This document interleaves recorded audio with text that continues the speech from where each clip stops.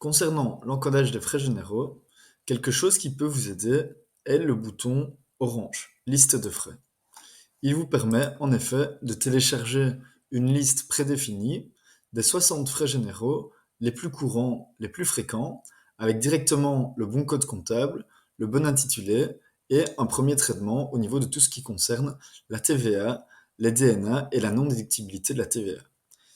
Pour vous montrer, je prends par exemple le loyer et je vois que je n'ai pas de TVA dessus, qui n'est prévu.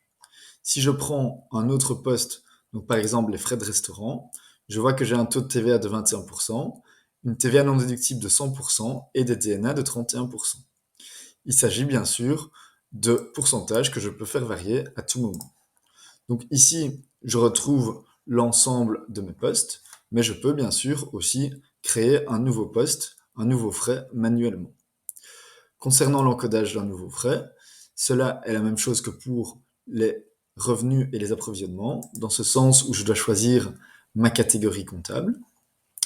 Je dois également choisir mon code comptable. Je peux spécifier mon intitulé, modifier ma date de début et ma date de fin, modifier mon taux de TVA, ma TVA non déductible ou mes DNA. J'ai l'opportunité de travailler soit en frais fixes, soit en frais variables. Si je travaille en frais variables, cela veut dire que je le fais lié à un revenu. Le plus courant, je travaillerai en frais fixes, et donc je vais dire par exemple que pour un poste par exemple que je vais nommer loyer, que je vais payer 800 € par mois. Via la personnalisation ou le bouton personnaliser, je pourrais aller un peu plus loin et mettre éventuellement de la saisonnalité ou mettre des variations année après année. Donc c'est le même traitement que les revenus. Donc si vous voulez en savoir plus, n'hésitez pas à regarder le tuto sur les revenus.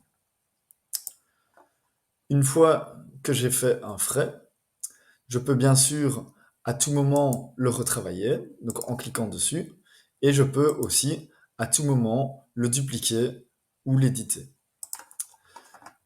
Quelque chose que je ne vous ai pas encore montré, c'est que je peux sélectionner différentes lignes et les supprimer ici en haut en appuyant sur le bouton supprimer la sélection. Cela peut être intéressant dans le sens où tous les frais généraux, même ceux pour lesquels il n'y a pas de valeur, tous ceux qui apparaissent à l'écran, apparaîtront dans le rapport final.